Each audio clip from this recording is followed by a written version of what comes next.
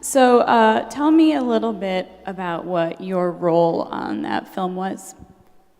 Well, as you mentioned, my first role literally was responding to an email SOS call saying that there was a need for somebody who could help fill in gaps in the production. This film was one of those long duration films. Have been shooting it for 3 years, and it just so happened that no one on the crew knew anything about football. And I had some sports background. I was a Division I athlete, different sport, but knew a lot about how all this works.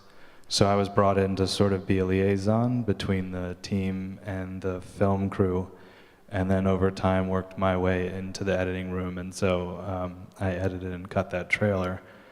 But the trick is the film is not finished yet, and that trailer said coming soon about 4 years ago.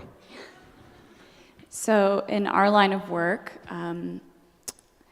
it's really unfortunate, but it's true that a lot of times projects get started and then they run out of money. So this is a film. Can you tell us a little bit about the fundraising and the budget of this film? Sure. I think one little message that I would interject here is that we are all artists, but we're all small business people too.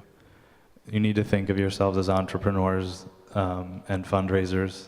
I think the faculty would agree with me that you always have to keep your eye on how to fund your projects.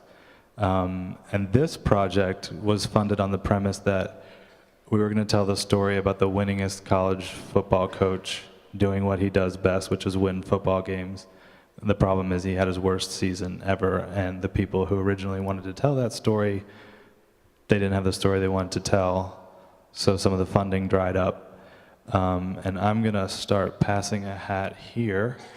We need to raise... Wait, they're not allowed to wear hats. Oh, they can't wear hats. Okay. Just start throwing the cash down. We need $1.5 million. Yeah. Actually, sadly enough, it's actually true. We need to raise $1.5 million to finish the film.